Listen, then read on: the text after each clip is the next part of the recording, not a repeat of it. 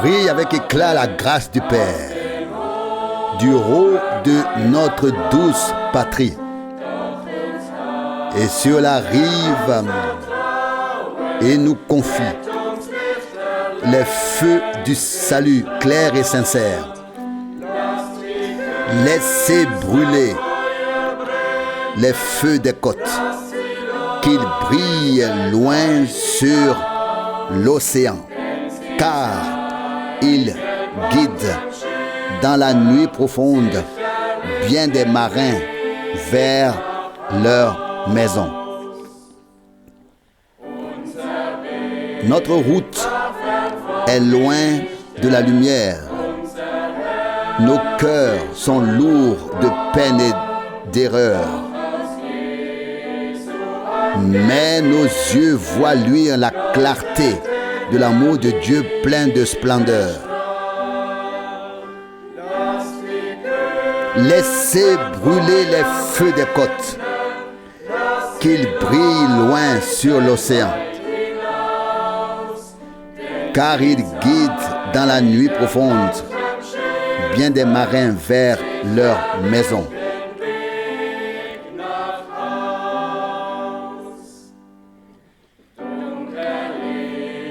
La nuit du péché est sombre et rude. Le vent gémit, la mer se plaint. Bien des yeux cherchent avec inquiétude un feu qui brille au loin.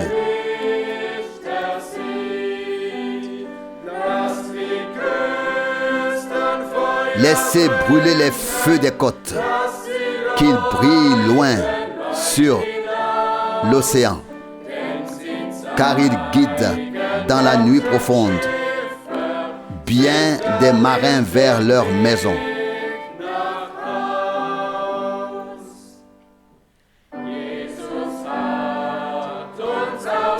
Jésus nous a envoyés dans le monde comme le Père l'envoya, pour que son amour abonde et que sa lumière éclate partout.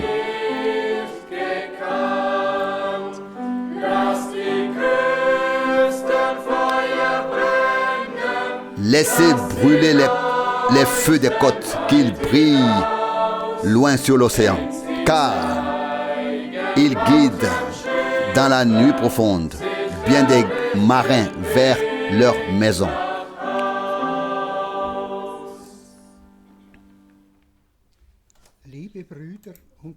Chers frères et sœurs, je vous salue tous chaleureusement dans le précieux nom de notre Seigneur Jésus-Christ.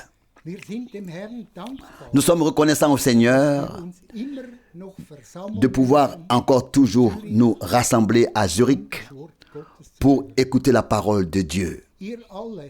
Vous tous, dans le monde entier, qui écoutez, vous recevez aussi la même bénédiction que nous recevons à Zurich. Ainsi, que le Seigneur puisse nous bénir. Je voudrais, avant la prière, lire la parole d'un psaume. Nous lisons dans le psaume 95, le psaume 95, du verset 1 jusqu'au verset 8. Psaume 95, verset 1. Venez, acclamons le Seigneur, poussons des cris de joie vers le rocher de notre salut. Présentons-nous devant lui avec des actions de grâce. Poussons vers lui avec des cantiques, des cris de joie. Verset 3. Car le Seigneur est un grand Dieu, il est un grand roi au-dessus de tous les dieux. Verset 4. Lui dans la main duquel sont les profondeurs de la terre et à qui appartiennent aussi les sommets des montagnes. Verset 5. C'est à lui qu'appartient la mer. C'est lui qui l'a créée. Et la terre ferme, ce sont ses mains qui l'ont formée. Verset 6. Venez, adorons et prosternons-nous, fléchissons les genoux devant le Seigneur, notre Créateur. Verset 7. Car il est notre Dieu, et nous sommes le peuple de son pâturage, le troupeau que sa main conduit. Oh, si vous pouviez écouter aujourd'hui sa voix. Verset 8. N'endurcissez pas votre cœur comme à Mériba, comme à la journée de Massa dans le désert. Poussez des cris de joie vers le rocher de notre salut. Oui, bien-aimés frères et sœurs, nous pouvons que remercier le Seigneur pour tout l'amour, la bonté qu'il nous a apporté. Verset 2. Présentons-nous devant lui avec des actions de grâce. Oui, nous sommes venus avec reconnaissance. Au verset 6, il est dit: venez, adorons et prosternons-nous, fléchissons les genoux devant le Seigneur notre Créateur. Ça, nous voulons le faire tout à l'heure, après que j'ai lu la parole. Nous voulons adorer le Seigneur. Nous voulons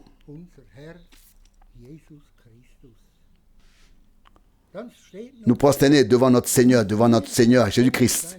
Et ensuite, il est dit ici, au verset 7, car il est notre Dieu et nous sommes le peuple de son pâturage. Oh, si vous pouviez écouter aujourd'hui sa voix. Aujourd'hui encore, cet après-midi, nous écoutons sa voix. Frère Franck nous parlera. Ce ne sont pas ses paroles, mais il apportera la parole de Dieu. Et nous remercions le Seigneur de ce que nous pouvons toujours encore nous rassembler pour écouter la parole de Dieu à Zurich. À la fin de l'année, ça va faire 55 ans que ma femme et moi, ici à Zurich, nous sommes rassemblés. Au Seigneur soit la louange, la gloire et la reconnaissance apportée. C'est toujours encore la même parole, fraîche, venant du trône. Et nous te remercions et nous voulons prier. Fidèle Seigneur, nous te remercions pour tout ton amour, ta bonté, de ce que, encore aujourd'hui, cet après-midi, nous pouvons être ici rassemblés pour écouter ta vraie parole. C'est toi qui as été avec le peuple d'Israël dans le désert, dans la randonnée du désert, et tous les jours, tu leur as donné une nourriture fraîche, une manne fraîche. Mais le lendemain, il y avait déjà dans cette nourriture des vers. Mais le prochain jour, tu leur as de nouveau donné une nourriture fraîche, une nourriture nouvelle. Bien-aimés frères et sœurs, c'est comme ça qu'aujourd'hui encore, une nouvelle manne fraîche nous est accordée. Seigneur fidèle, nous voulons te dire merci pour ta vraie parole, pour cette nourriture que nous pouvons encore recevoir. Louer, gloire et reconnaissance te soient apportées. C'est la nourriture pour l'Église de la fin des temps. Seigneur fidèle, que nous puissions être dans un même esprit pour que ensemble, avec toi, nous puissions aller auprès de toi. Seigneur Jésus, nous devons être du même esprit. Nous devons avoir le même esprit. Nous voulons te louer, Seigneur, te remercier pour cette nourriture que nous pouvons cet après-midi, aujourd'hui, recevoir. À toi soit la louange, la gloire et la reconnaissance dans le nom de Jésus. Amen.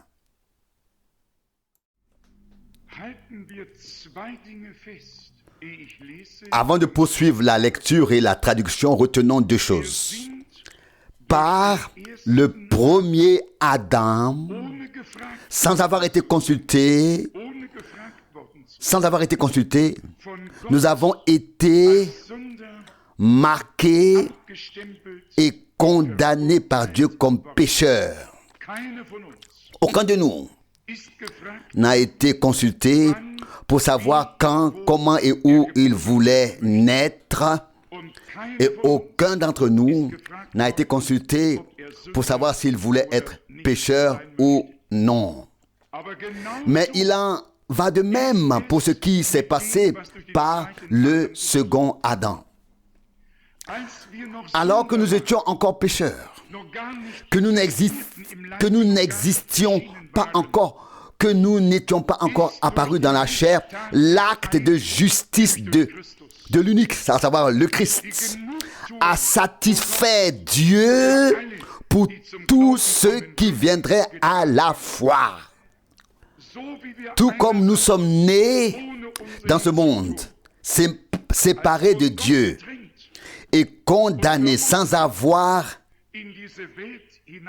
rien fait pour cela, nous avons été réconciliés avec Dieu par Golgotha, justifiés et devenus la propriété de Dieu pour le temps et l'éternité.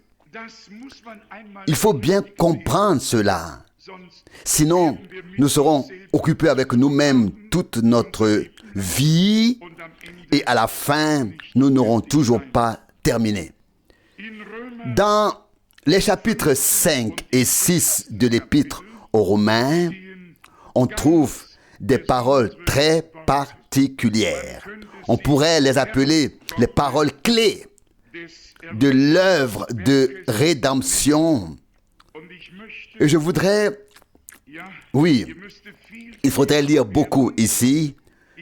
Je voudrais lire ici le verset 12. Romains chapitre 5, verset 12.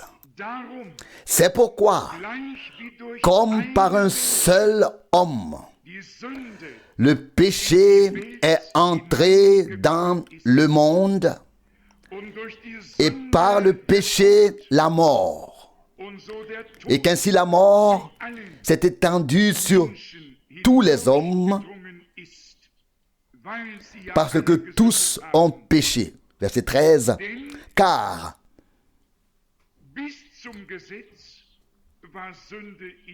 avant la loi, le péché était dans le monde.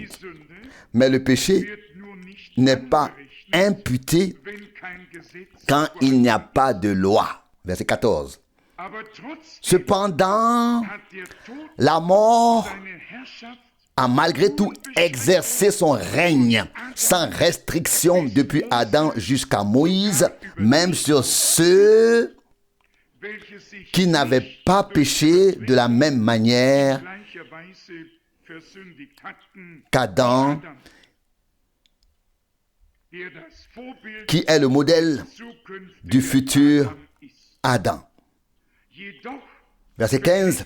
Cependant, le don de la grâce de Jésus, frère Franck ici dit Jésus, note du traducteur, n'est pas comme la transgression, car si la transgression d'un seul a entraîné la mort de tous, la grâce de Dieu et le don de la grâce d'un seul homme, Jésus-Christ, se sont manifestés d'autant plus abondamment à tous. Verset 16. De même, l'effet du don n'est pas le même que celui d'un seul pécheur. Car là, le jugement est devenu un jugement de condamnation à cause d'un seul pécheur. Tandis qu'ici, le don de la grâce est devenu un jugement de justification à cause de cette transgression. Verset 17. Car si à la suite de la transgression de l'un, la mort a exercé son pouvoir sans limite par la faute de ceux seuls, ceux qui reçoivent l'abondance exubérante de la grâce et du don de la justice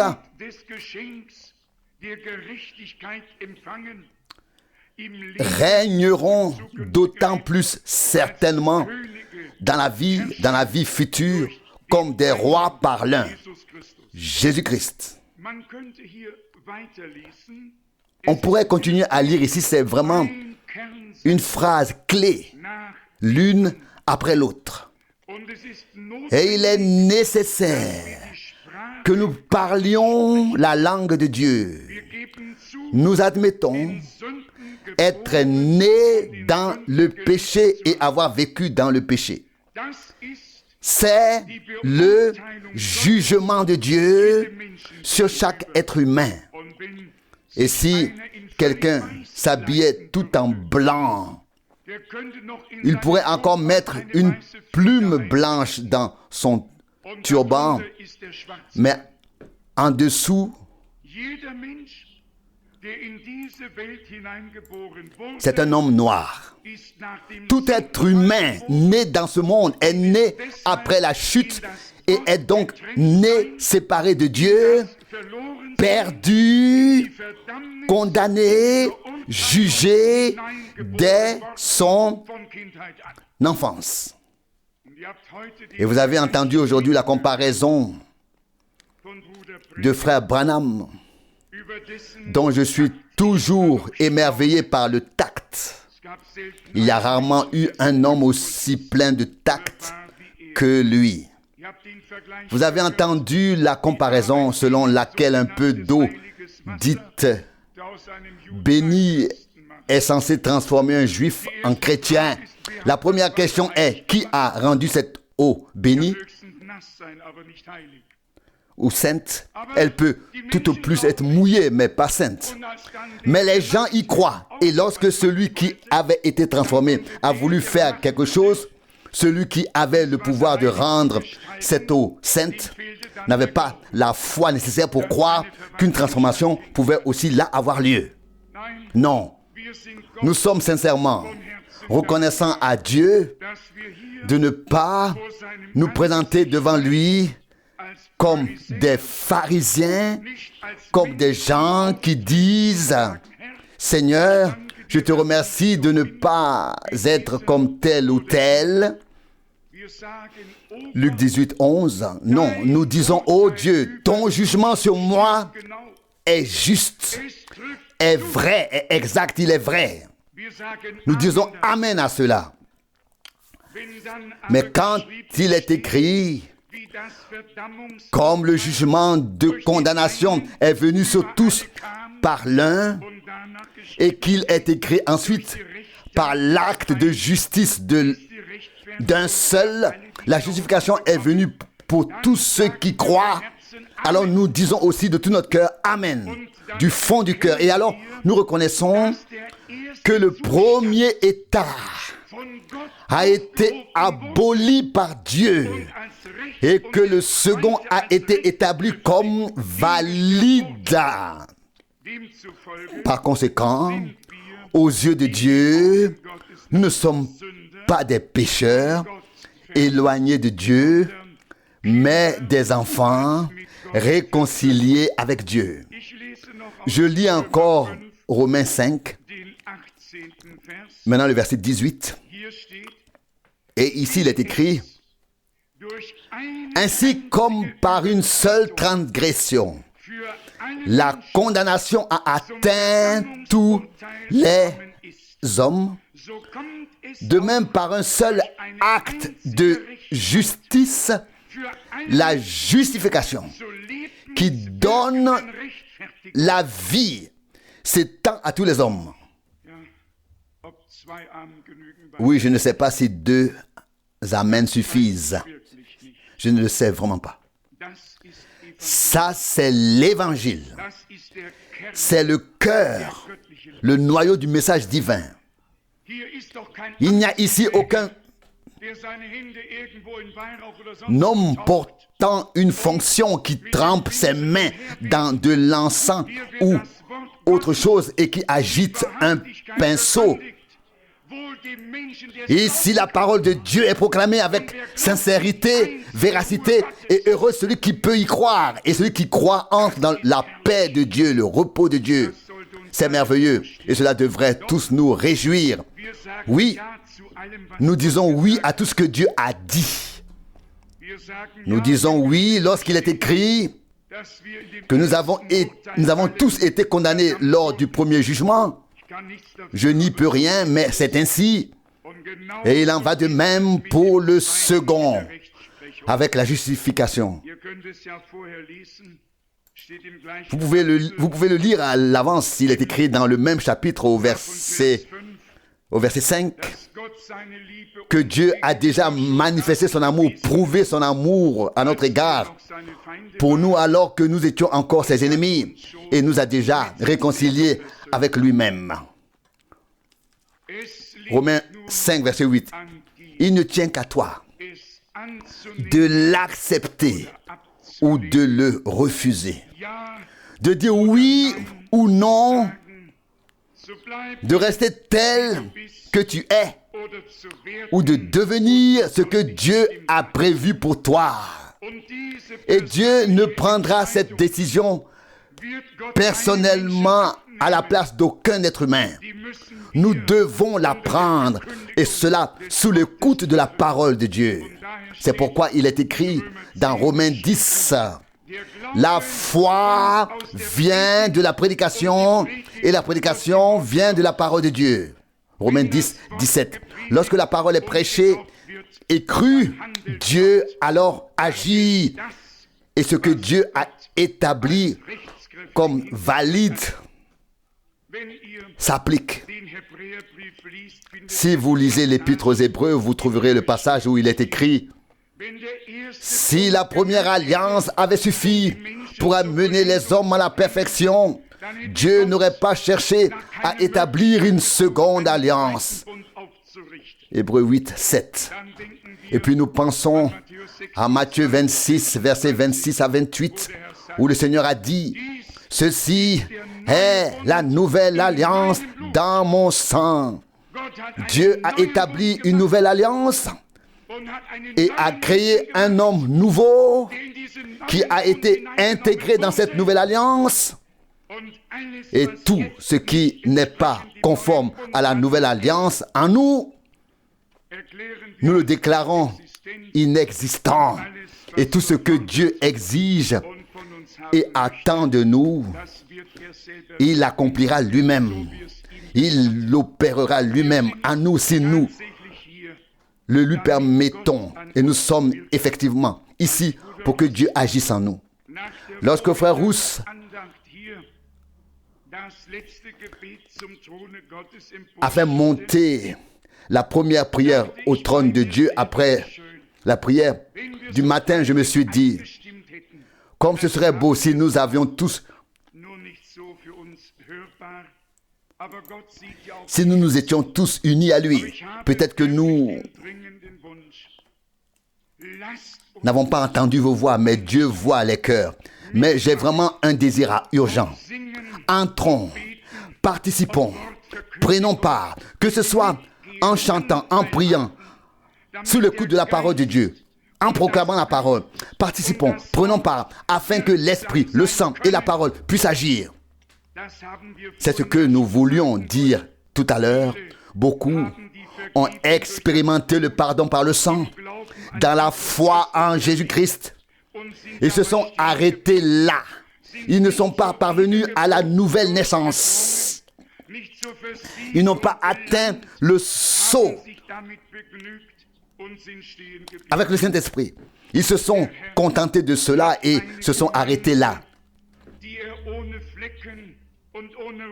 Le Seigneur a une église qu'il présentera sans tache et sans ride devant son trône de grâce, là où le sang de la réconciliation a été versé, et par le mieux que le sang d'Abel nous acquitte, oui, nous a acquittés, de sorte que nous ne sommes pas seulement devenus croyants, mais qu'en tant que croyants, nous avons la grâce de continuer à marcher avec Dieu par l'esprit et la parole, comme des enfants obéissants qui continuent à marcher avec lui à chaque pas. Je n'avais pas l'intention de dire quoi que ce soit ici cet après-midi, et pourtant cela me touche. Je voudrais simplement. Cela fait partie de la proclamation.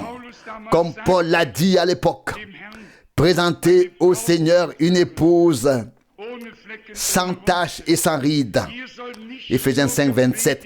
Il ne s'agit pas seulement de prêcher ici. Il s'agit de vivre ce qui est prêché ici, de l'expérimenter. Ici, les gens doivent emporter chez eux ce que Dieu leur offre. Il ne doit pas s'agir seulement d'une offre. Il faut passer à la chose elle-même, à l'expérimentation et à l'expérience. Et je pense que le Seigneur nous fera prendre conscience de l'urgence. Ce n'est que lorsque nous pourrons dire, comme le prophète Ésaïe, quelle horreur que de percevoir une prophétie. Le lit dans lequel on veut s'étendre est trop court. La couverture dans laquelle on veut s'envelopper n'est pas assez grande. Ésaïe 28, verset 20. Vous connaissez tous cette parole. Vous connaissez tous cette parole. Nous devons constater que cela ne suffit pas, que nous avons besoin de plus. Et alors Dieu peut aussi donner davantage. Alors il peut se révéler, se manifester. Heureux ceux qui ont faim et soif de justice. Bénis ceux qui ont faim et soif de justice, car ils seront rassasiés. Matthieu 5, 6. Vous pouvez le voir ce soir dans la vie quotidienne, naturelle, quand des gens n'ont pas mangé de toute la journée, comment cela se passe. Et il doit en être de même dans le domaine spirituel. Il faut simplement passer à l'action et manger. L'homme ne vit pas seulement de pain, mais de toute parole qui sort de la bouche de Dieu. Matthieu 4, 4. Et je pense qu'à notre époque, dans nos jours, beaucoup de paroles de Dieu sont sorties de la bouche de Dieu. Je l'ai déjà dit 2 fois, il n'y a ici ni prophète ni apôtre pour nous servir, mais nous avons la parole des prophètes et la parole des apôtres. Nous avons reçu l'Ancien et le Nouveau Testament par révélation divine. Pour nous, ce n'est vraiment pas un livre que l'on lit comme n'importe quel autre livre et sur lequel on réfléchit ensuite, mais c'est Dieu qui nous parle ici. Et comme Paul l'a dit à l'époque, nous pouvons le dire aujourd'hui. Vous avez reçu la parole que nous vous avons prêchée, non comme une parole d'homme, mais comme la parole de Dieu, ce qu'elle est en réalité. 1 Thessaloniciens 2, 13.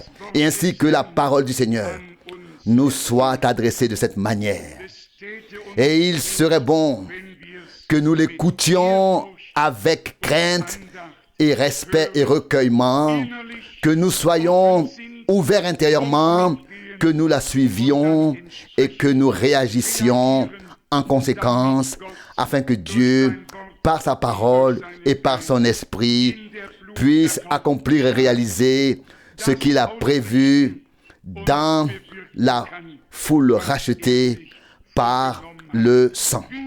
Combien d'entre vous souhaitent vivre Dieu, expérimenter Dieu? Amen, amen, amen.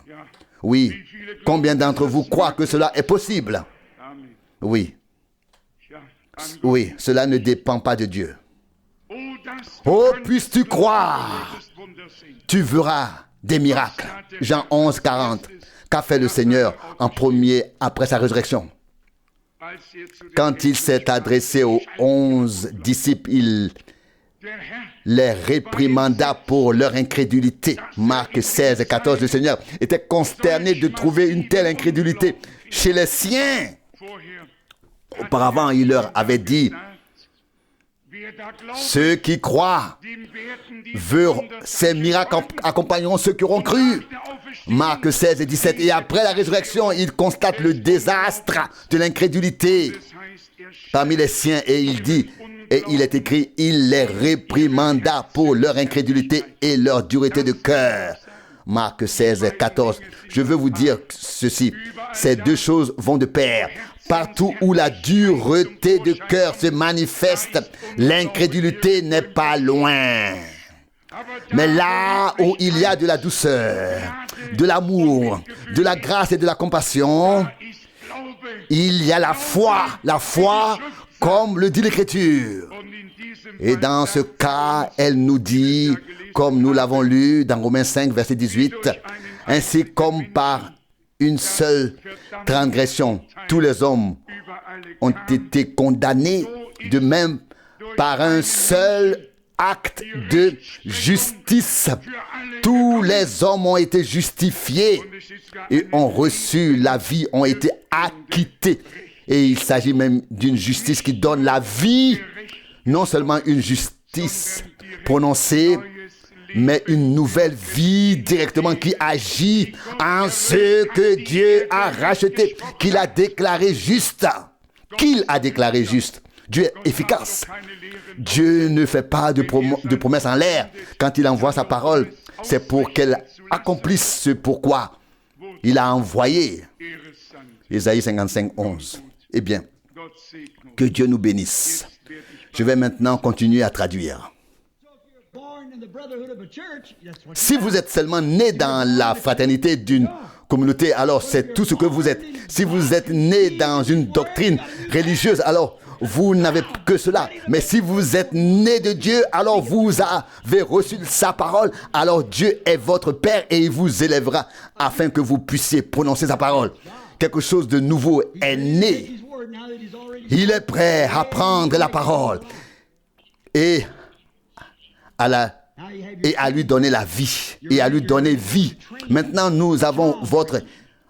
vous avez votre éducation, votre formation, l'éducation de vos enfants. C'est la partie difficile. Si vous pensez devoir faire ceci ou cela et que la parole vous en sépare et vous montre qu'il faut faire autrement, vous dites pourquoi croit-il cela?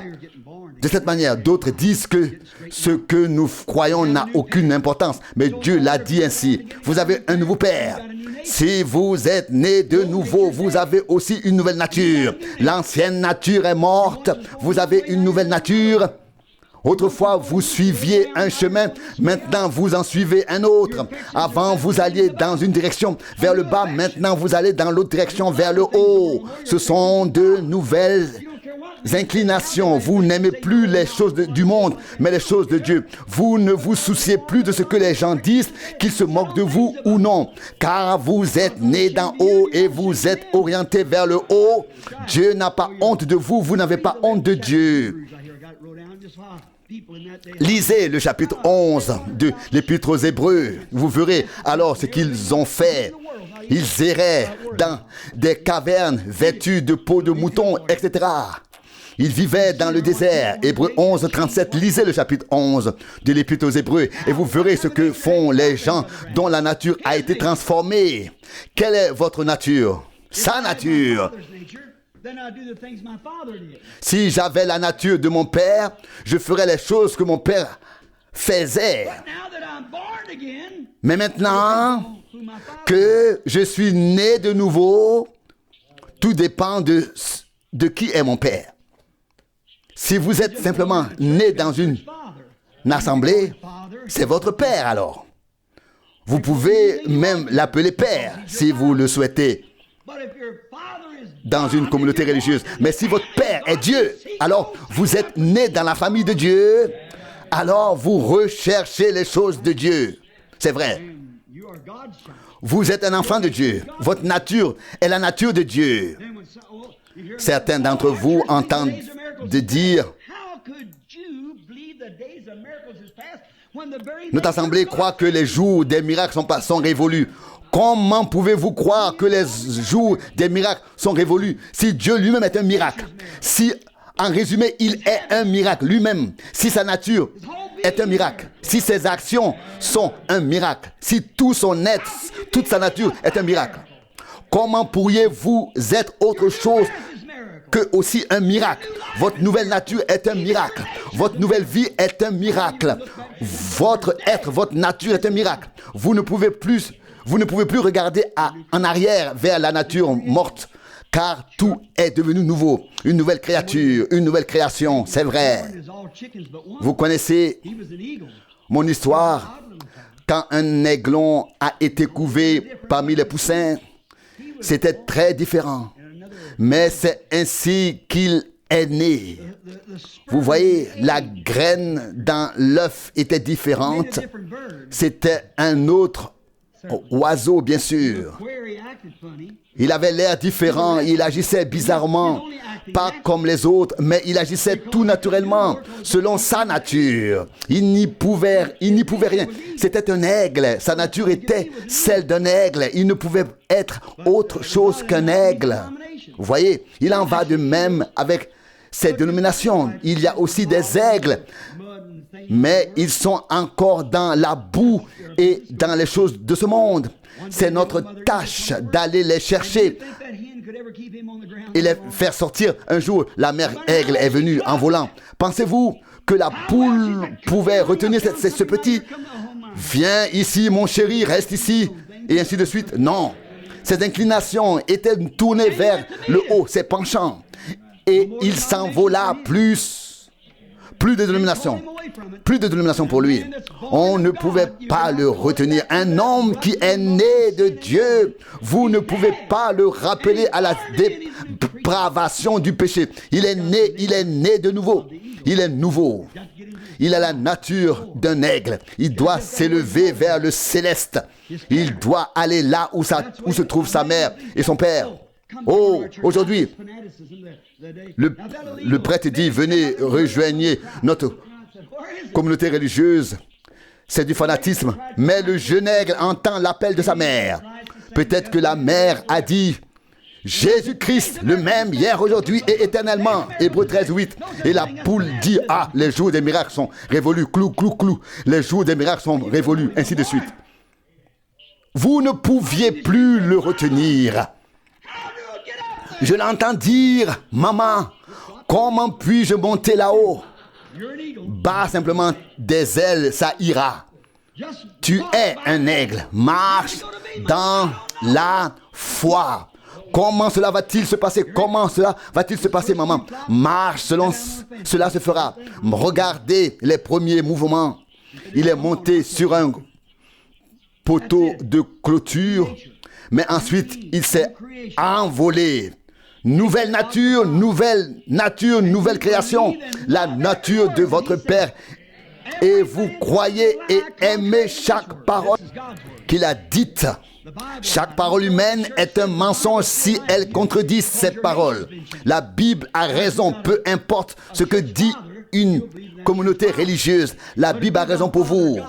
Si la communauté religieuse est votre père, vous croyez en la communauté religieuse comme père. Si c'est Dieu, vous croyez Dieu. Vous avez soit cette nature, soit celle-là. Si Dieu est votre père, vous avez la nature, vous avez sa nature et vous croyez en sa parole. Si vous appartenez à la communauté religieuse, vous croyez à la parole de la communauté religieuse. Si vous êtes né de Dieu, si vous êtes né de nouveau, vous croyez à ce que Dieu a dit et non en ce que dit l'assemblée ou la communauté religieuse. Cela me rappelle une histoire qui s'est déroulée en Géorgie. Il y avait là un canard parmi les poussins. Et ce canard était également une chose étrange parmi les poussins. Il avait même un bec bizarre, mais ce bec avait un but précis. Il en va parfois de même avec les chrétiens, pour les chrétiens qui semblent un peu fanatiques aux yeux des autres, mais cela a un but précis. Il avait l'air différent et bizarre parce qu'il était parmi les poussins, voire parmi d'Inde, eux aussi avaient leur particularité et aimaient d'autres choses, mais le canard était différent. Un jour, la vieille poule est allée derrière la maison avec ses petits. Mais ce petit canard parlait une langue complètement différente, avait des besoins complètement différents. Il venait d'un œuf complètement différent. Et je pense que beaucoup d'entre vous peuvent dire, nous venions de différentes communautés religieuses, mais ils étaient authentiques, ils étaient nés de cette manière, sortis. Vous voyez, les autres ne comprennent pas cela. Ils n'y croient pas vraiment. J'utilise ces exemples pour vous montrer cela. Un jour, il est allé derrière l'étable et il y avait de l'eau qui coulait. Il y avait un petit ruisseau et au début, le petit a suivi la poule, mais il n'était pas satisfait de ce qu'il mangeait là-bas et de ce qu'il faisait. Et après un certain temps, il a senti l'odeur de l'eau et s'est demandé d'où cela venait. Oh, cette petite brise venue du ciel, quand elle arrive, oh, remarquez, comme c'est rafraîchissant. Alors, la prédication vous interpellera. Elle vous touchera. Il y aura un sens pour vous. Vous direz, oh, soleil céleste. Il pensait que quelque chose était différent. Voyez-vous, le rafraîchissement, cette bouffée d'air frais correspondait à la nature que nous avions déjà. Eh bien, je sais qu'il y avait quelque chose auquel j'appartenais, pas au credo. Vous voyez ce que je veux dire. Nous avons senti l'eau et cela nous a attirés vers elle. Tout comme le canard est attiré par l'eau, le croyant et Dieu sont attirés l'un vers l'autre, car ils appartiennent l'un à l'autre. Et puis, le vent s'est mis à souffler comme le puissant grondement du ciel à l'époque. Et le petit n'a plus pu résister. Il s'est dandiné aussi vite qu'il a pu vers l'eau. Et vous savez, la poule lui a gloussé après. Mais cela n'a servi à rien. Et la poule a peut-être dit, espèce de fanatique, reviens donc. Il n'écoutait pas du tout. Il avait senti l'eau. Il allait vers l'eau. Il était en chemin vers elle.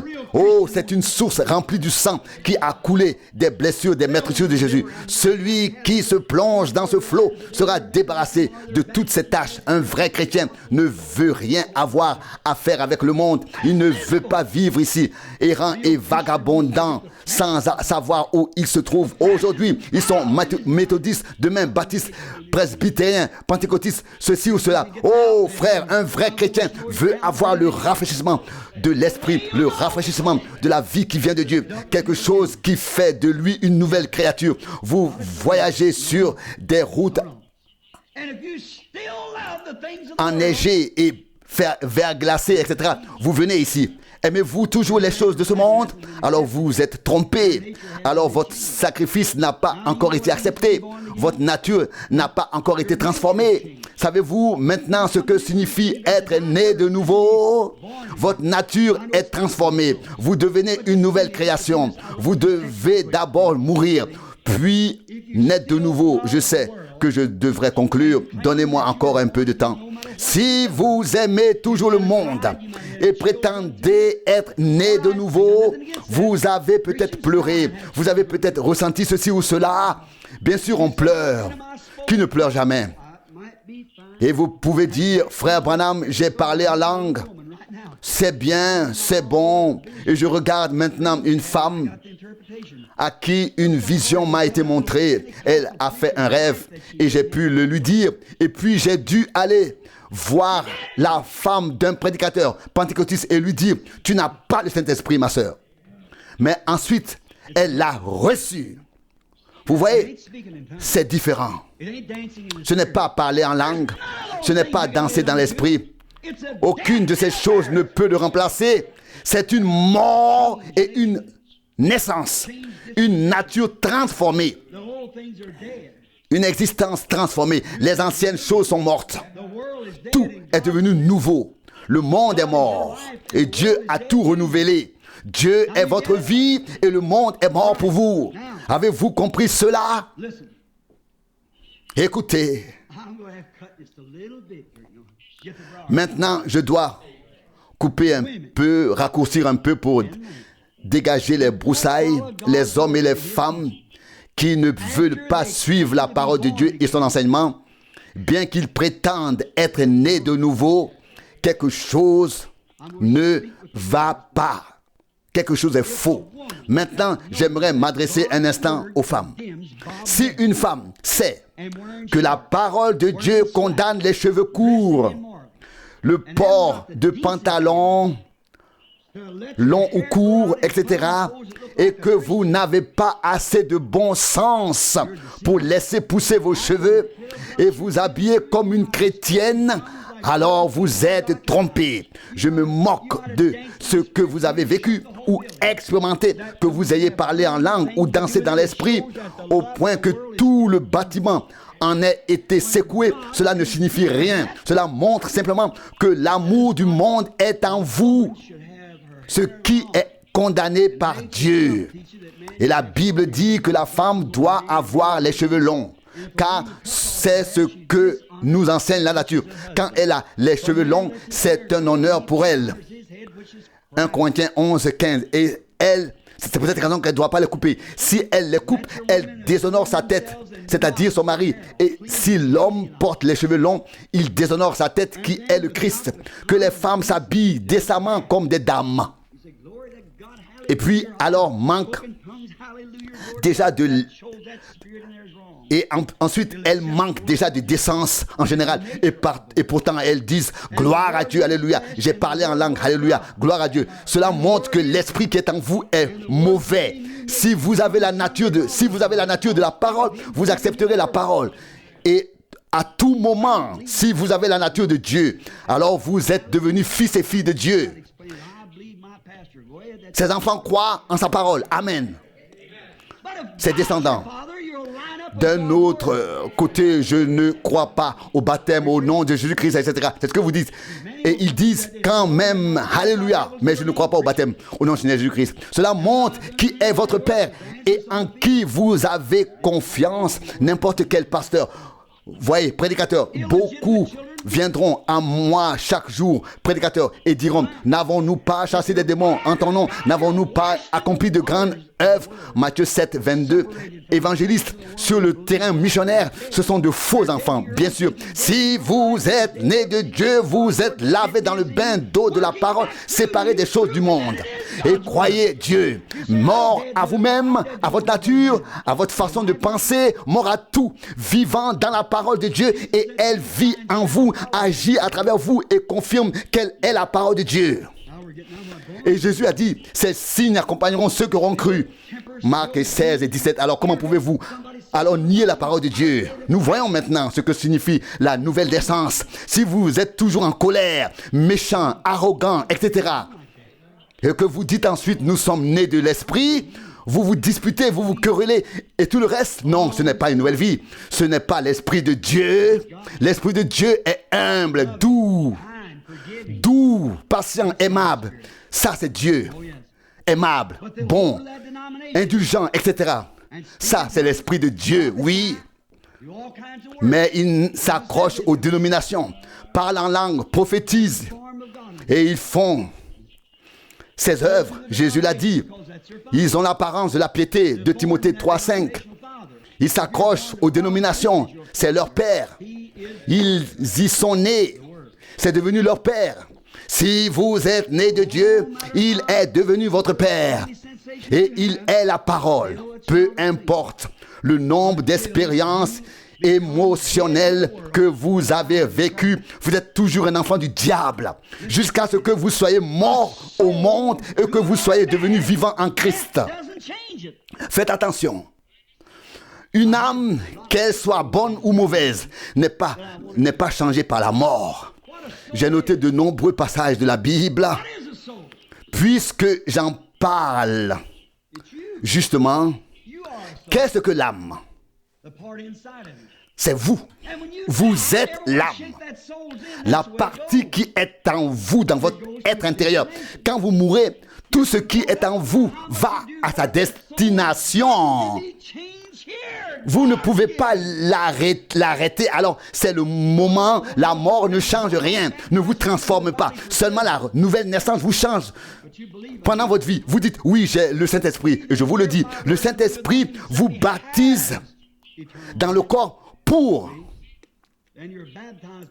le service. Vous voyez, celui qui croit à la vie éternelle, Jean 6, 47, celui qui entend mes paroles et croit en celui qui m'a envoyé à la vie éternelle, Jean 5, 24. Et puis ensuite vient le baptême du Saint-Esprit et vous êtes alors baptisé dans le corps. Mais si vous croyez, vous recevez la vie éternelle, vous obtenez une nouvelle vie, vous devenez une nouvelle création. Souvenez-vous que la mort ne change rien à l'âme, qu'elle soit bonne ou mauvaise. La mort ne fait que vous transporter vers votre destination.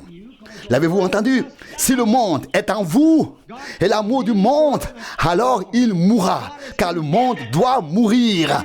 Dieu a condamné le monde, la manière d'être du monde, et il doit mourir. Et si le monde est en vous, vous mourrez avec le monde. On ne peut pas être plus clair que ça. Et si vous êtes né de Dieu maintenant, vous devez...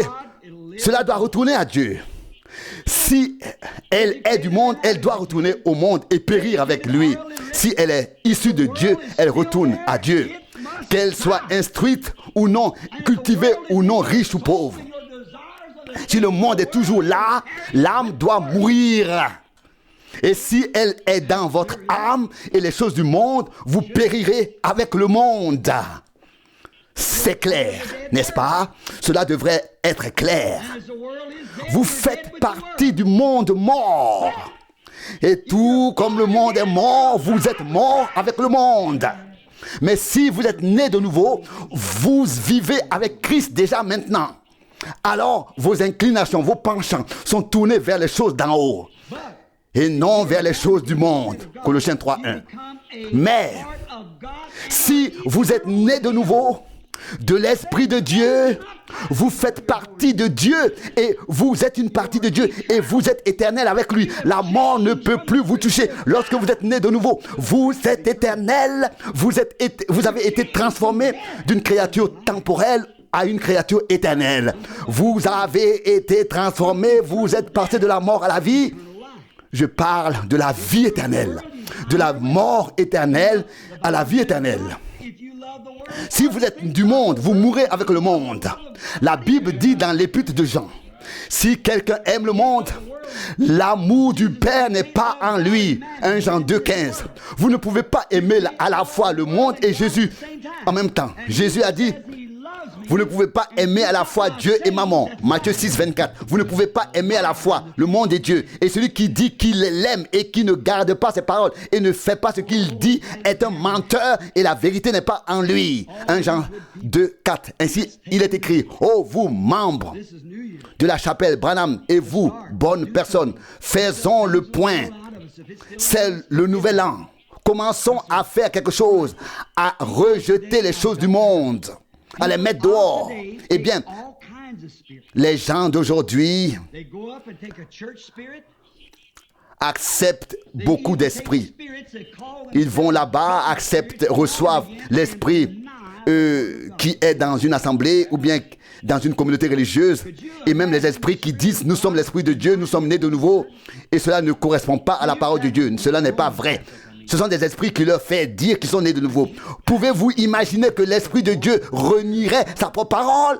Pouvez-vous, vous catholiques, dire que vous êtes nés de l'Esprit de Dieu, puis ensuite accepter les dogmes qui sont en contradiction avec la Bible?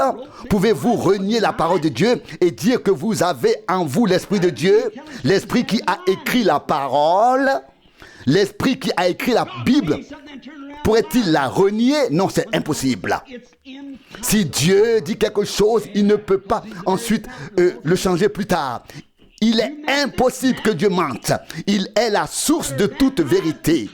vous, méthodistes et baptistes, vous qui baptisez au nom du Père, dans les titres Père, Fils et Saint-Esprit, vous savez mieux que quiconque, vous connaissez la Bible. Vous qui rejoignez une communauté religieuse, ou bien une assemblée, qui serrez simplement la main et emportez la lettre de recommandation d'une communauté, ou bien d'une communauté religieuse, et vous passez de l'une à l'autre, et vous dites que vous êtes né de nouveau. Comment pouvez-vous faire cela? Comment pouvez-vous regarder dans la parole de Dieu et dire que vous êtes né de nouveau? Vous devez d'abord mourir à la communauté religieuse et à tout le reste pour pouvoir vivre pour Dieu. Mais ils acceptent toutes sortes d'esprits, des esprits d'assemblée et bien d'autres esprits. Les prophètes, la parole vient aux prophètes. C'est ce que dit la Bible. Je vais maintenant conclure. J'ai encore quelques réflexions que je voudrais partager. La parole du Seigneur est venue au prophète. Qu'est-ce qui est venu au prophète? La parole de la communauté religieuse est venue au prophète? La parole d'un dogme est venue au prophète? Non. La parole du Seigneur est venue à eux. Qu'était-ce donc? Le prophète a révélé la parole de Dieu. Vous voyez, ce sont là les prophètes, les vrais prophètes. Nous avons aussi de faux prophètes. Nous en parlerons plus tard. Mais le vrai prophète, au vrai prophète, la vraie parole est venue. Ce n'est pas un dogme qui est venu à lui. Ce n'est pas une dénomination qui est venue au prophète. Non, c'est la parole du Seigneur qui est venue au prophète. Et il l'a révélée aux hommes. Le vrai prophète a la vraie parole. Comment reconnaît-on un vrai prophète? Au fait qu'il a la vraie parole. S'il n'a pas la vraie parole, c'est un faux prophète.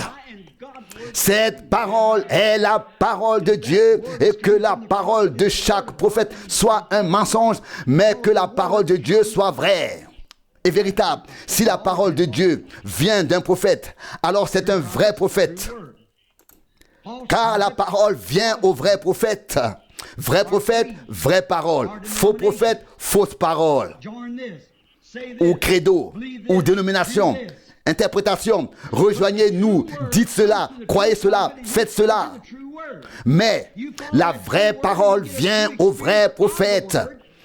Et il proclame ensuite la vraie parole. Et vous suivez la vraie parole et vous recevez l'expérience authentique grâce à la parole. Amen. Car la parole s'est faite chair et a habité parmi nous. Elle devient chair en vous. Vous êtes devenus enfants de Dieu et la parole de Dieu coule en vous et par vous. Dieu est en vous. Ainsi le dit la Bible. Vous avez pris part à sa nature. Alléluia. Et vous accomplissez les œuvres de Dieu. Voyez, c'est ce que dit la Bible. Les faux prophètes vous éloignent de la vraie parole. Voyez, la Bible le dit. Voulez-vous le passage qui le dit? C'est écrit dans 2 Timothée chapitre 3, verset 5. Les faux prophètes ont assez de la vraie parole pour la déformer. Ils ont une forme de piété. Pour avoir cette forme, ils doivent un peu prendre de la parole. Mais ils nient la puissance. Quelle puissance? Je dois le dire. Voyez, servez Dieu. Pas danser, pas aller danser ici, couper les cheveux, etc. Les faux prophètes vous le permettent et disent que cela ne fait aucune différence. Et quelqu'un m'a dit récemment, pourquoi ne laisses-tu pas les femmes et les hommes tranquilles dans le monde? Les gens croient que tu es un prophète. Je lui ai dit, je ne le suis pas. Et il a dit, mais les gens te croient. Pourquoi ne leur enseignes-tu pas comment recevoir des visions et accomplir les œuvres de Dieu? Mais ils ne connaissent pas leur alphabet et ne l'ont pas compris. Comment pouvez-vous prendre un enfant de la maternelle et l'amener à l'université pour lui enseigner le calcul du carré? Comment savez-vous ce que signifie l'alphabet? Croyez toujours en Christ. De l'anglais, always believe Christ. Ne croyez pas en une assemblée ou une communauté. Croyez Christ. Pourquoi? Le reconnaître, c'est la vie. Est-ce vrai? Jean 17,3. Ne pas connaître un dogme, un credo, ni même connaître sa parole suffit. Vous devez le connaître. Apprenez à le connaître comme sauveur personnel, et cela par la nouvelle naissance. Comme Jésus l'a dit à Nicodème, si vous ne croyez pas aux choses terrestres, comment croirez-vous quand je vous parlerai des choses célestes? Comment pouvez-vous croire aux choses? L'Esprit agit et montre des visions et autres. Et si vous ne croyez pas aux choses terrestres, comment croirez-vous aux autres choses? S'il ne croit même pas qu'il faut arrêter de fumer, mettre de l'ordre dans ses vêtements, dans sa manière de s'habiller et se débarrasser de toutes ces choses du monde, comment puis-je leur enseigner d'autres choses afin qu'ils y entrent? Voyez-vous, les faux prophètes ont la mauvaise parole, la fausse parole, les doctrines, les interprétations, les dénominations, etc. Mais ils disent quand même gloire à Dieu, etc. Ils ont ici le manteau d'Élie et disent gloire à Dieu. Et là, ils disent autre chose. Voyez-vous? Et quelqu'un dit, oh, cela m'a complètement envahi. Je l'ai ressenti. Cela est venu sur moi. Et que faites-vous ensuite après? Comment vivez-vous ensuite après avoir fait cette expérience? Voyez-vous? Comment est-ce que vous vivez après? Ce n'est pas une sensation. La question est de savoir si vous avez reçu le Saint-Esprit. Il faut dire gloire, gloire, gloire jusqu'à ce que l'on commence à parler en langue. Non, cela ne suffit pas. Vous voyez quelle vie vous menez ensuite. Et quand on vous parle du baptême au nom du Seigneur Jésus-Christ, vous répondez c'est du fanatisme. Et alors, quoi? Voyez-vous, vous devez être lavé par l'eau de la parole. Alors vous croirez chaque parole telle qu'elle est écrite. La Bible dit que l'écriture ne peut être interprétée de manière arbitraire. La Bible dit ce qu'elle dit. Elle ne permet pas une interprétation particulière, arbitraire. Nous devons croire tel que c'est écrit. Les mêmes résultats en découleront. Les faux enseignants apporteront de faux enseignements et de fausses paroles. Les vrais prophètes apporteront la parole de vraies nouvelles naissances par la parole. Les faux prophètes conduisent à de fausses naissances, à des naissances dans des assemblées, à des naissances dans des dénominations et des doctrines. Vous êtes là. Vous, ici, les pentecôtistes, vous avez de fausses expériences émotionnelles. Vous pensiez avoir le Saint-Esprit lorsque vous aviez de telles expériences émotionnelles. J'ai entendu des démons parler en langue et des possédés.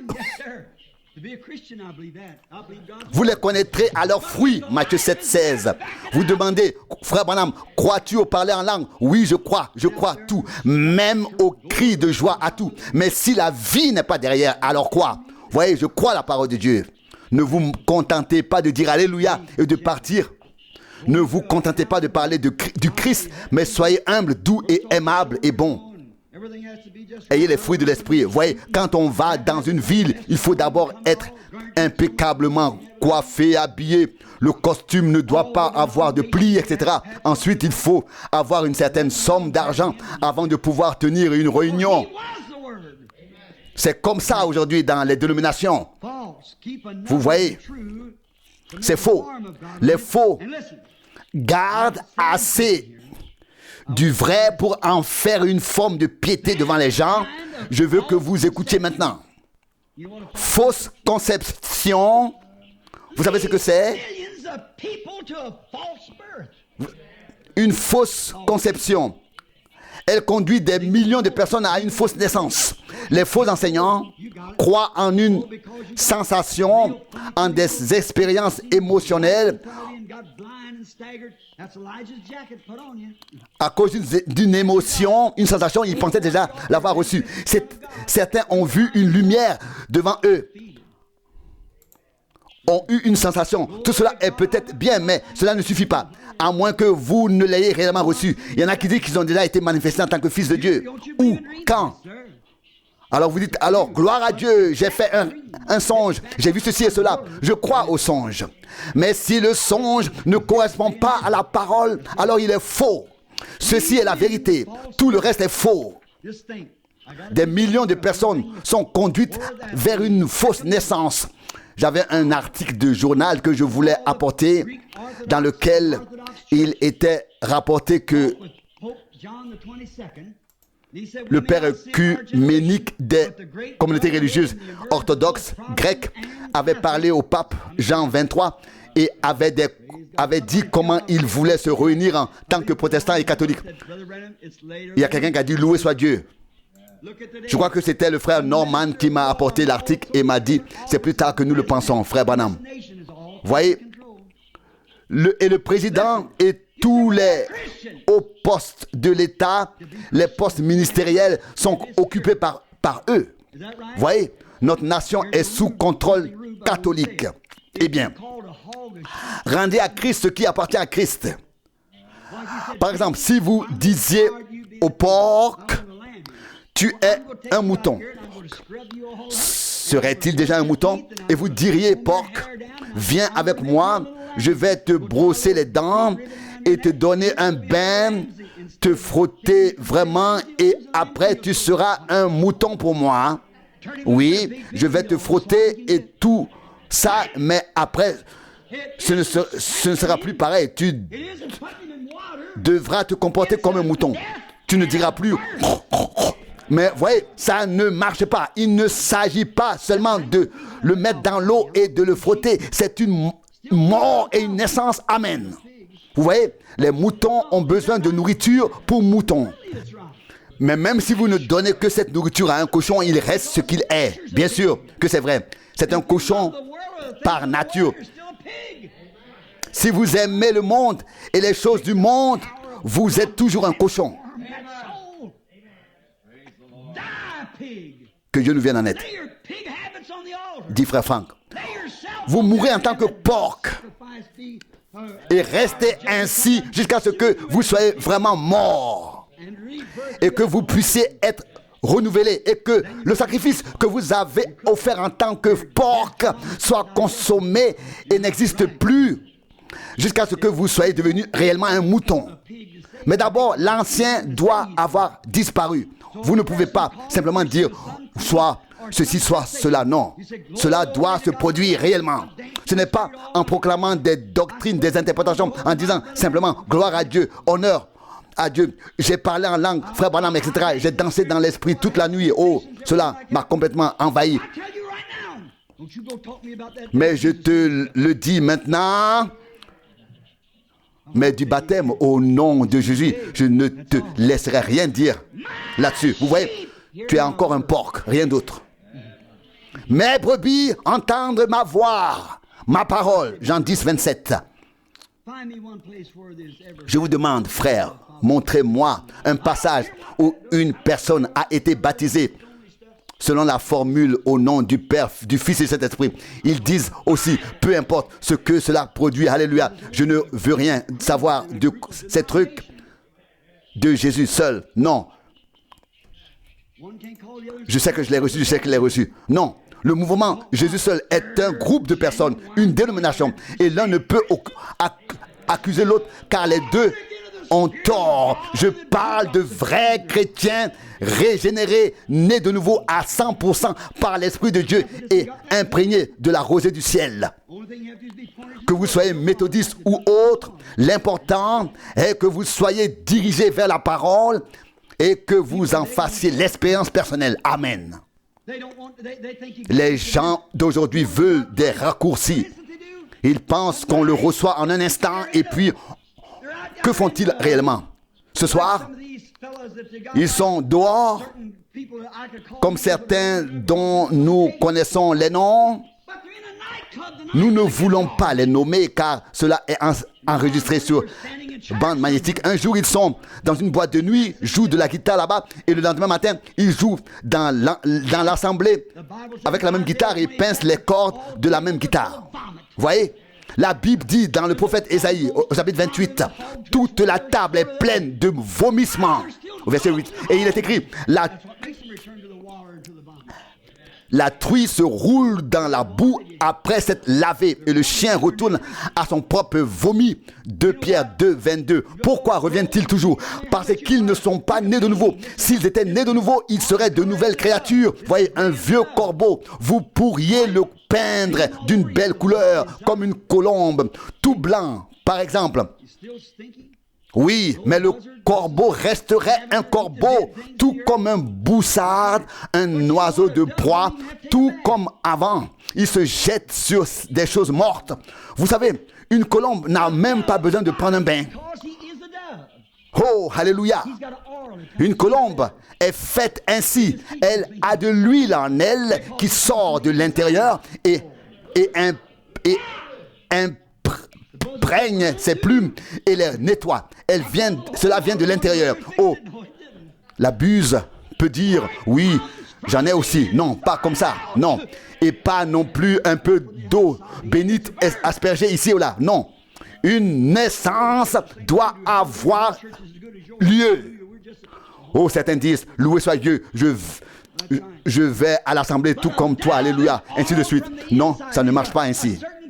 La colombe a de l'huile en elle. Et il n'y a pas d'autre oiseau qui soit conçu comme elle. Elle se purifie de l'intérieur. Elle n'a pas besoin de veiller à sa pureté. Elle reste pure. Elle est pure. Oh, so when. Alléluia. Quelque chose en elle la maintient pure. Pas je me suis joint à une assemblée la semaine dernière, etc. Ou ceci ou cela. Non. Pas j'ai arrêté de fumer le cigare et ainsi de suite. Pas. Oh sœur, je suis censé être démodé et m'habiller en conséquence. Et maintenant, je dois laisser pousser mes cheveux. Et maintenant, tout le monde se moque de moi. J'ai tellement de difficultés. Et c'est vraiment une épreuve. Oh, que Dieu ait pitié de toi. Frère, si tu as reçu quelque chose en toi, alors tu es continuellement lavé, tu restes immobile et tu es lavé. Si vous êtes des brebis, vous n'avez pas besoin de fabriquer la laine, elle vient d'elle-même, elle pousse.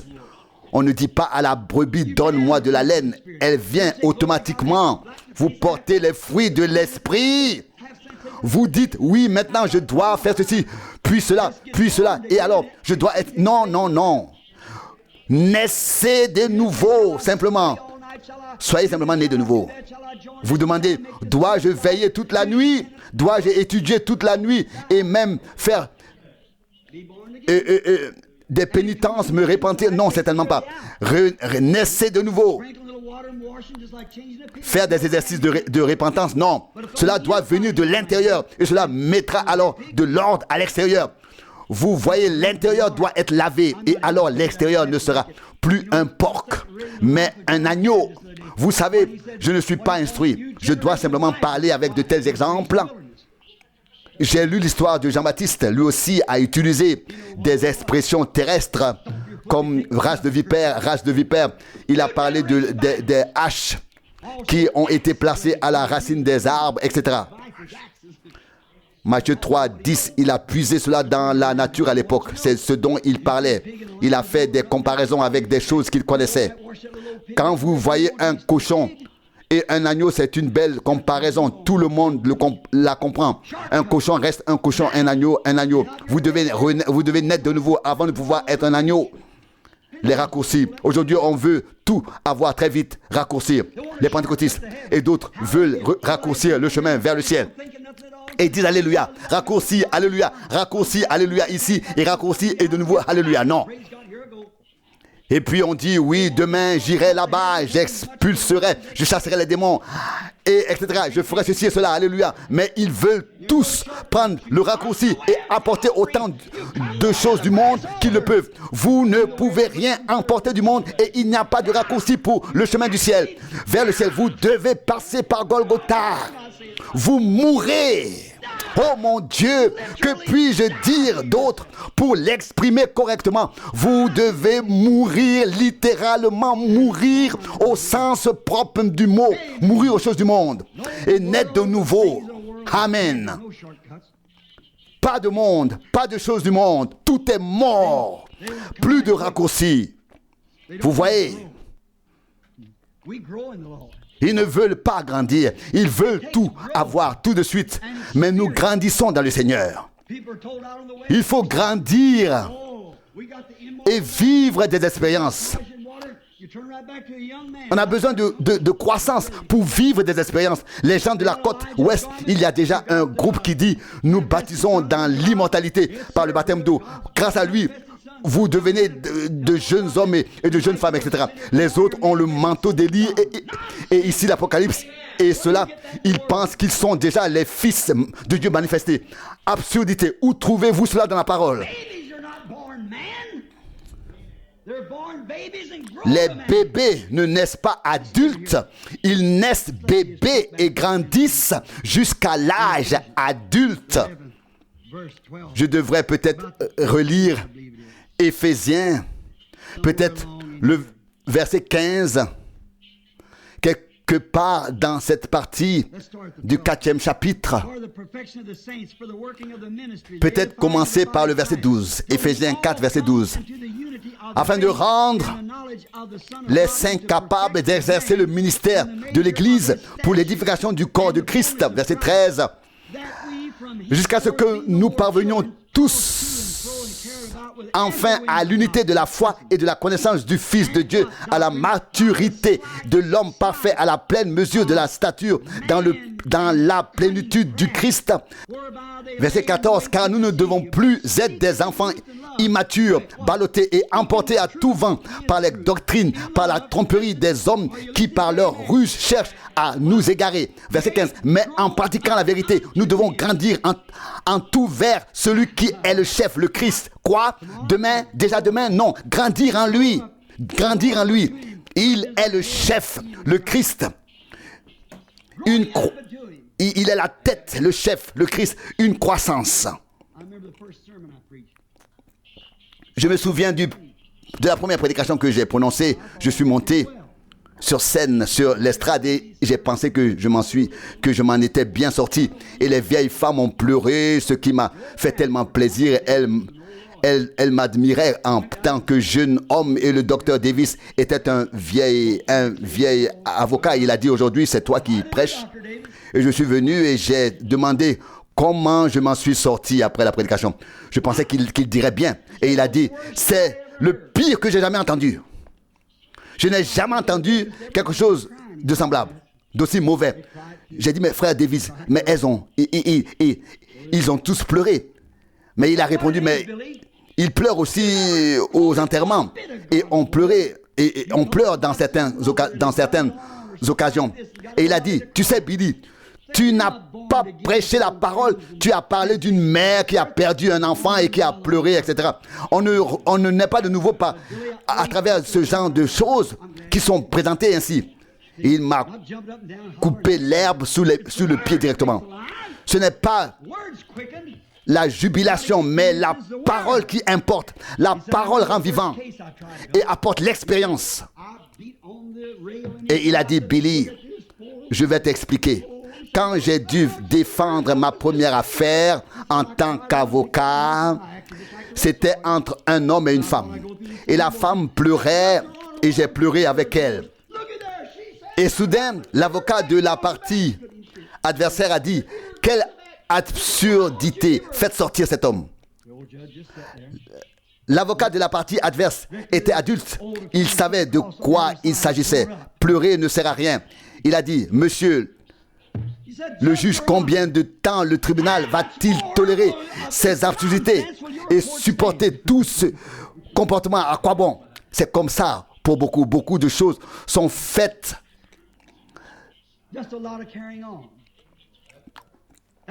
sans avoir suffisamment compris le sens qui se cache derrière. Il n'y a pas assez de paroles pour croître. devenez adulte. Oh, on dit qu'il dansait dans l'esprit, qu'il va bien. Pas pour moi, pas pour moi. Il doit grandir, il doit faire ses preuves, être mis à l'épreuve au moment opportun. J'ai lu récemment dans l'histoire. Est-ce que je prends trop de temps? Tout le monde crie non. Je ne sais pas. Je veux dire, c'était la sœur, là-bas, la sœur Arnold, qui a dit Amen. Et elle m'a raconté quelque chose. Et j'ai aussi lu dans un livre d'histoire des communautés religieuses écrit par un homme de l'époque de Saint-Martin ce que quelqu'un avait vécu. Quelqu'un est venu et a dit, le Seigneur a fait de moi un ancien prophète de l'Ancien Testament.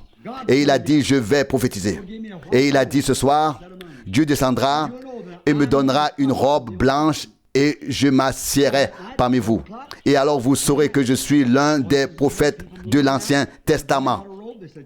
Et en effet, à minuit, cela s'est produit et l'homme avait une belle robe blanche. Il est venu et a dit, ne vous l'avez-vous pas dit? Ne vous l'avais-je pas dit? Puis il dit, je suis un prophète de l'Ancien Testament. Mais le vieil évêque ne fut pas d'accord et il dit, ce n'est pas conforme à la parole. Les prophètes ne se font pas les prophètes. Ils sont prédestinés et choisis. Et un prophète n'agirait pas ainsi. Les fruits prouvaient déjà qu'il n'était pas un prophète. Il dit, restez ici pendant la nuit, gênez et priez et chantez des chants, des cantiques. Un jour ou plus s'écoula et le vieil évêque pria, Seigneur, qu'en est-il de ce garçon? Cette robe semble extraordinaire. Je n'ai jamais rien vu de tel. Mais il connaissait quelqu'un qui était vraiment un prophète. C'était Martin. Et puis, ils ont dit, tu sais quoi? Selon les Écritures, tu as tort. Mais pourquoi ne vas-tu pas voir Martin, te présenter devant lui et lui dire ce que tu nous as dit? Oh, je ne peux pas y aller. Je ne veux pas me présenter devant Martin. Vous savez, vous voyez, l'or peut être testé. Mais cet homme de Dieu là-bas, il avait la vérité, Martin. C'est pourquoi je demande à quelqu'un de me montrer en quoi le baptême au nom de Jésus-Christ est faux. Montrez-moi s'il peut y avoir une nouvelle naissance sans que vous mouriez et soyez morts au monde. Montrez-moi ces choses. Soumettez-les à l'épreuve de la parole. Voyez, si elle résiste au test, c'est vrai. Ils ont dit non, tu dois y aller. Un groupe d'hommes l'a amené et soudain le vêtement avait disparu. Oh, les pentecôtistes avaleraient ça aujourd'hui. Si quelqu'un venait ainsi parmi eux. Écoutez, ça avait l'air vrai, mais ce n'était pas conforme à la parole. Martin a dit que Satan, lui, était apparu avec une grande couronne d'or et tout décoré, rangé, rayonnant, etc. Grand, beau, bien coiffé, bien habillé et bien repassé avec des chaussures en or. Et il est venu et a dit, Martin, tu me connais? Eh bien, les gens qui ne voient pas de vision peuvent avoir du mal à comprendre cela. Mais vous voyez, vous savez, même les visions, il y a différents esprits dans les visions. Et la Bible dit que même les élus pourraient être séduits.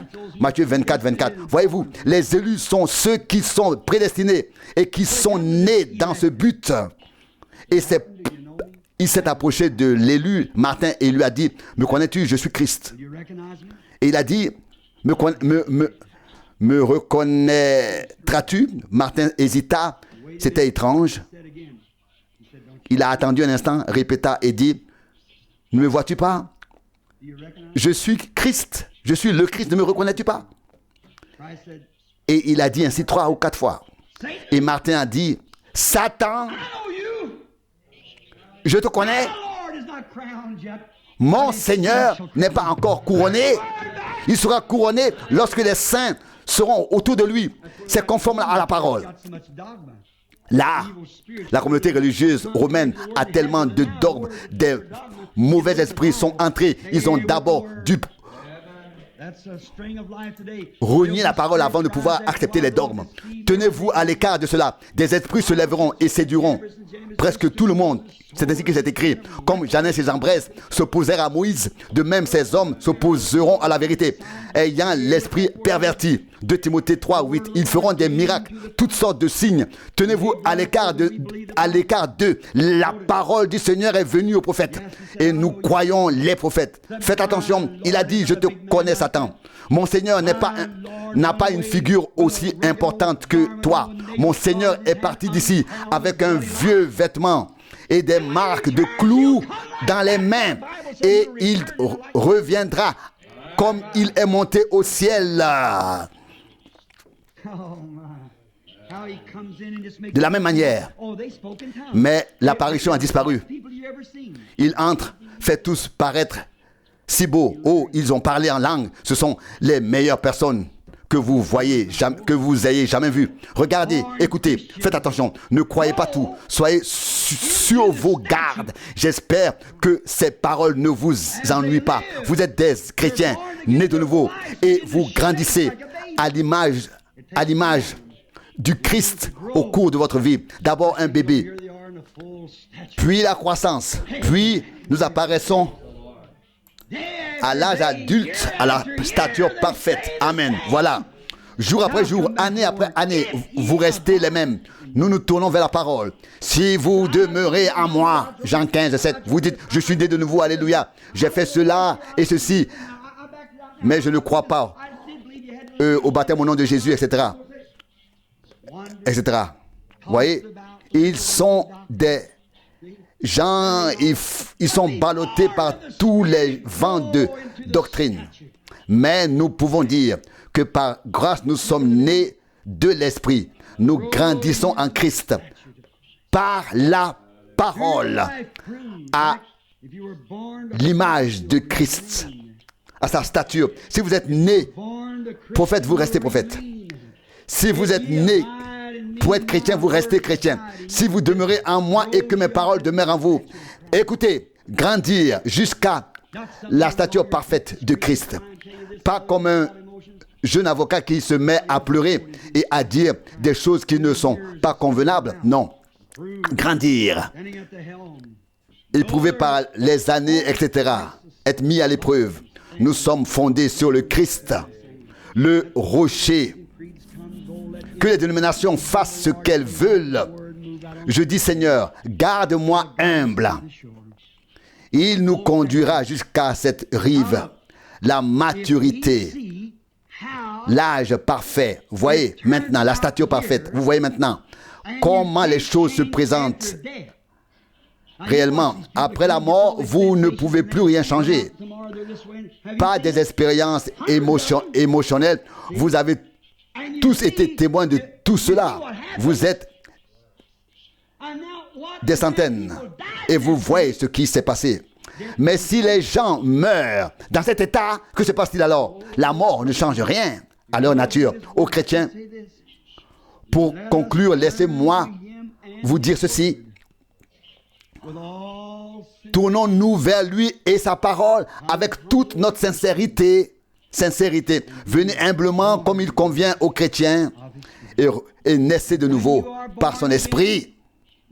Et lorsque vous serez nés de nouveau, vous serez confirmés comme chrétiens par le fruit que vous porterez. Avez-vous tous compris cela? Vous serez reconnus à vos fruits. Vous les reconnaîtrez à leurs fruits. Matthieu 7, 16. Vous ne connaissez pas. Vous ne connaissez peut-être pas votre alphabet, mais vous pouvez être une dame, une chrétienne.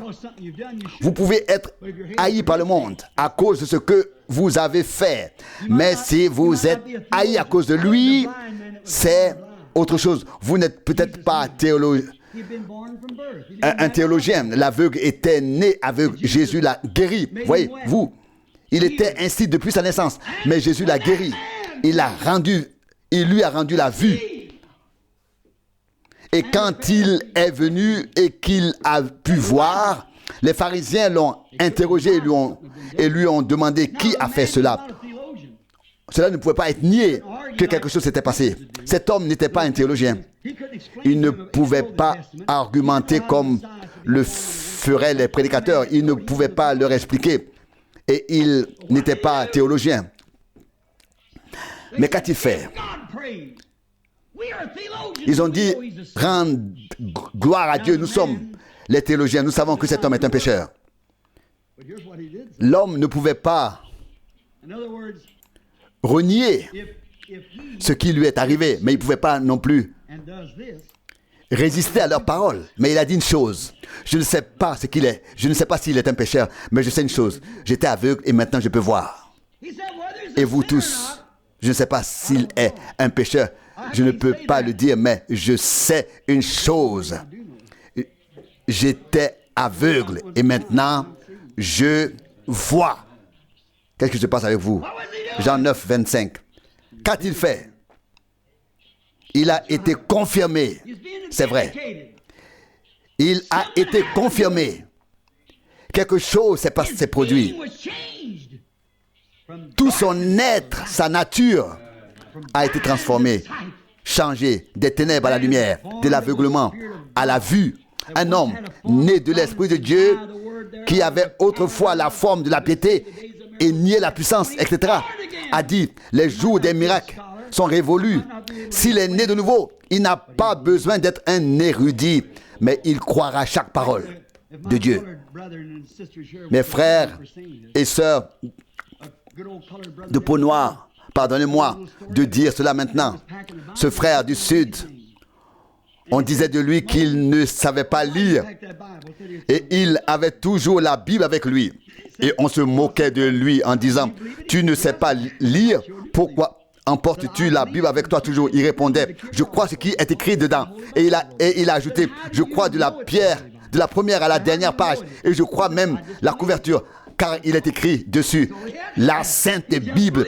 Et on lui a demandé: mais comment peux-tu savoir cela? Il répondit: je le crois, tout simplement, je le crois, et c'est tout.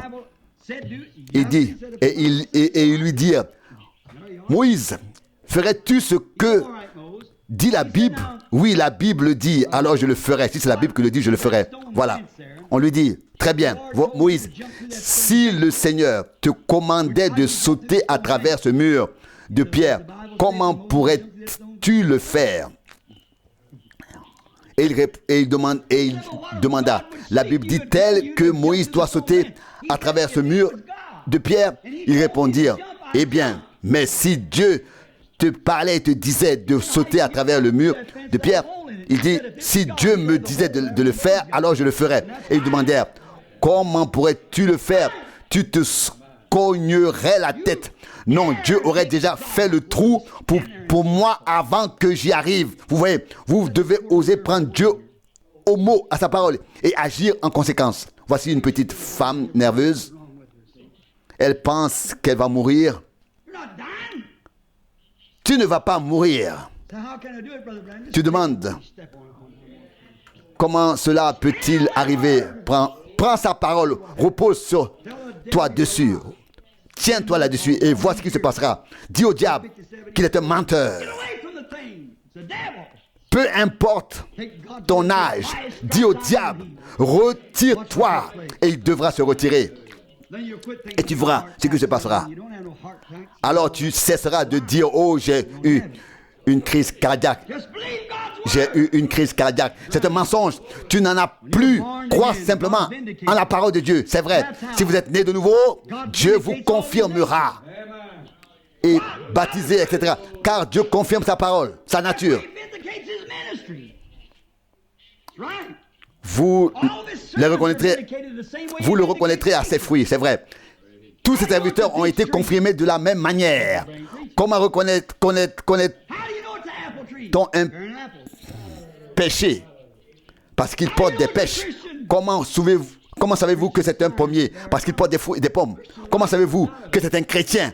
Parce qu'il porte les signes chrétiens. Parce qu'il a une vie de chrétien.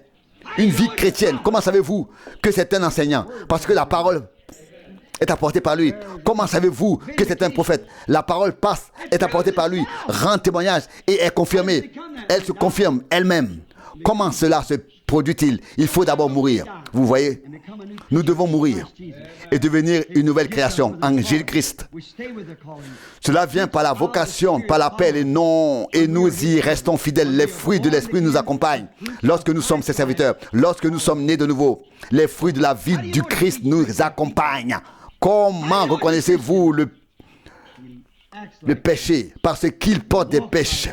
Comment le reconnaissez-vous un chrétien? Parce qu'il agit en chrétien, parce qu'il parle comme un chrétien, vit comme Christ, triomphe du péché. Que fait-il? Il ne dit pas, regardez ce que j'ai fait.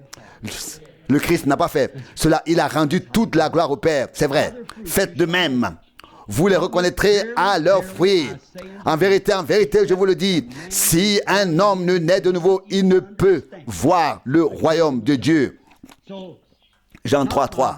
Ce n'est pas mon message du nouvel an, mais mon conseil à vous, chrétiens, à vous qui aimez Dieu. Si vous venez à l'autel des reins du jugement de Dieu et que vous voulez naître de nouveau, allongez-vous dessus. Ne vous attendez pas à vous relever, mais à rester allongé, à mourir tout simplement et à ce que tout soit fini. Si vous n'avez pas l'intention, n'y allez pas, ne vous allongez pas dessus, soyez sincères, puis faites-le. Il me reste encore quelques pages, mais je dois maintenant conclure. Allongez-vous sur l'autel de Dieu, sur l'autel de bronze, l'autel des reins de Dieu, de jugement. Devenez aussi mort au monde que Christ l'était. Devenez aussi mort que le serpent jugé dans le désert, qui y a été élevé là-bas. Il n'y avait pas de vie en lui. En fait, la vie avait disparu. Christ est mort. Il était mort. On l'a descendu de la croix, on l'a mis dans le tombeau. Il était mort. Et puis, il est ressuscité pour notre réjustification. Et nous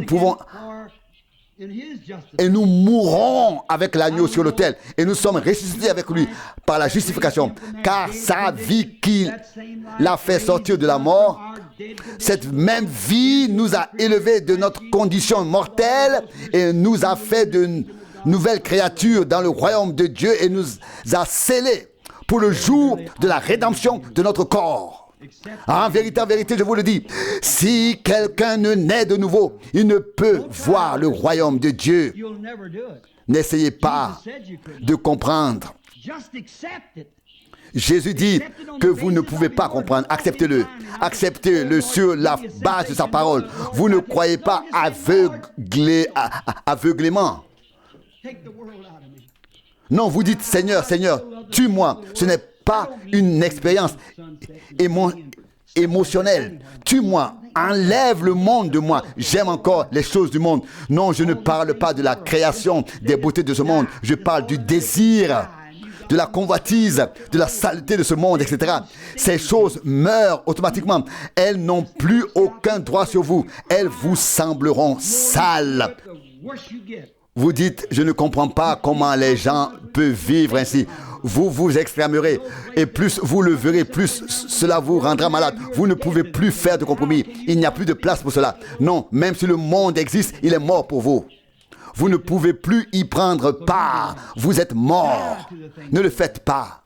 Mourrez aux choses de ce monde. Que le Seigneur vous bénisse. Soyez des chrétiens, devenez des chrétiens nés de nouveau. Naissez de nouveau. Alors vous n'aurez plus rien à reprocher. Comment c'est difficile à vous les femmes de vous dire. Ou bien alors que vous les femmes vous dites c'est la chose la plus difficile pour moi de me laisser pousser les cheveux. Ou bien alors vous les hommes vous ne direz plus la chose la plus difficile pour moi c'est de retenir ma colère. Non, soyez simplement soumis au Seigneur et exhortez-vous les uns les autres en disant chérie, cela ne sied pas pour un chrétien. Et si quelqu'un vous frappe d'un côté, vous n'avez pas besoin de sortir votre couteau de poche. Si quelqu'un vous frappe au visage, vous pouvez demander pourquoi as-tu fait cela mon frère? Voilà, vous voyez, C'est ça le christianisme. Si quelqu'un dit du mal de vous, au lieu d'en faire toute une histoire, retirez-vous et dites, Père céleste, cet homme est mortel. Je te prie, enlève l'esprit qui est en lui. Ne le laisse pas continuer ainsi. Je te prie, sauve sa vie. Vous devez le dire du fond du cœur. Et alors cela se produira. Si vous êtes né de l'Esprit de Dieu, vous aimerez vraiment tout le monde. Vous n'avez pas leur voix et vous vous tenez à l'écart des choses du monde. Et vous-même, vous vous gardez pur ou sans tache des choses du monde. Vous n'avez pas besoin de dire aujourd'hui, je vais faire ceci et cela, je vais mettre de l'ordre dans ma vie et je vais dire ceci ou cela à un tel ou lui enseigner ceci ou cela. Non. Ne voulez-vous pas l'accueillir tel qu'il est maintenant? C'est ce que je vous demande pour la nouvelle année. C'est ce que je demande à tous et à tous les membres de ce petit groupe ici. Je vous aime comme j'aime ce petit groupe de personnes. J'aime entrer dans le bâtiment et regarder autour de moi. Vous savez ce que je voulais toujours voir. Une assemblée remplie de l'esprit dans laquelle le péché ne peut entrer. Si un membre fait quelque chose de mal, l'Esprit le fera ressortir afin que la crainte s'empare des chrétiens, que tout soit mis en ordre, car sinon on serait appelé dans l'assemblée. Ne serait-ce pas merveilleux? Et lorsque les impurs viennent s'asseoir parmi nous, le Saint-Esprit parlera en premier, il révélera, etc. Il leur dira et il agira sur l'un puis sur l'autre. Tous prient, tous forment une unité, une seule personne, car nous sommes tous membres d'un seul corps, tous nés de nouveau, remplis de l'Esprit de Dieu, du même Esprit, baptisés dans le même corps. Ne serait-ce pas merveilleux? Nous pouvons l'avoir, Dieu l'a promis, mais d'abord la mort, être enseveli, puis la résurrection avec lui. Inclinons maintenant la tête pour prier.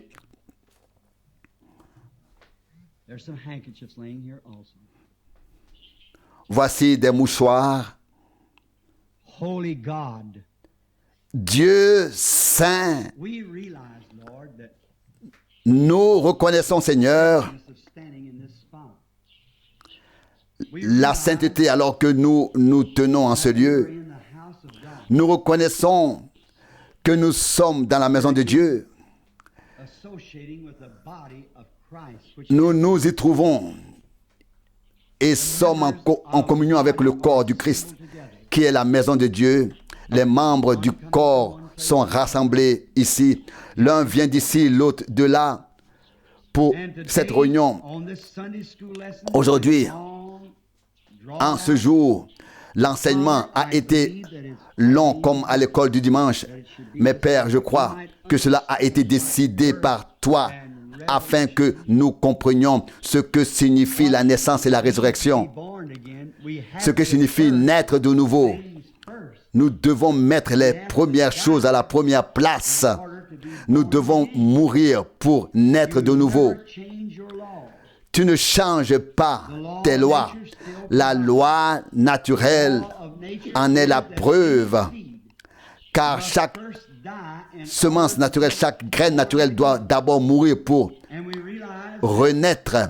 Et nous reconnaissons que nous devons d'abord mourir pour pouvoir naître de nouveau. Avec tant d'autres, Seigneur, je te demande aujourd'hui de nous pardonner. Beaucoup se sont appuyés sur certaines expériences qu'ils ont vécues et ont pensé être nés de nouveau. Mais les fruits de leur vie montrent que cela vient d'un autre arbre, d'un arbre mauvais. Père, c'est pour cette raison que j'ai parlé ainsi aujourd'hui. Frère Neville m'a demandé de transmettre le message. Je l'ai fait sous la forme d'une leçon d'école de dimanche. Père, je l'ai fait avec amour et de tout mon cœur afin que les gens le comprennent. Et ne pas se reposer sur une petite expérience qu'ils ont eue, mais vivre sérieusement pour le jour qui approche. Non seulement pendant le temps du service divin, mais aussi lorsque la pression vient, qu'ils résistent. Ne pas marcher dans leur propre esprit et dans leur propre pensées? Répondent-ils par des reproches lorsqu'ils sont réprimandés? Telle est la question, Père. Et quand nous voyons qu'il est tout à fait impossible que l'un sauve l'autre, que toi, ô Dieu, tu as préparé un chemin, que tu as offert un sacrifice universel, que c'est la seule façon dont nous pouvons venir, non pas par une assemblée, non pas par un credo, une confession, une sensation, mais par le chemin du Christ. Tout comme le premier homme est mort, justifié sur l'autel avec son agneau, ainsi chacun doit mourir avec le Christ jusqu'à cette heure avec l'agneau, le Christ Jésus. Alors nous sommes morts avec lui et ressuscités avec lui pour une nouvelle vie, pour marcher en nouveauté de vie. Accorde le Seigneur qu'il ne passe devant aucun cœur, que cela ne passe pas comme ça devant aucun cœur. Nous voulons y réfléchir aujourd'hui alors que nous revenons ici ce soir à 19h30 pour la réunion.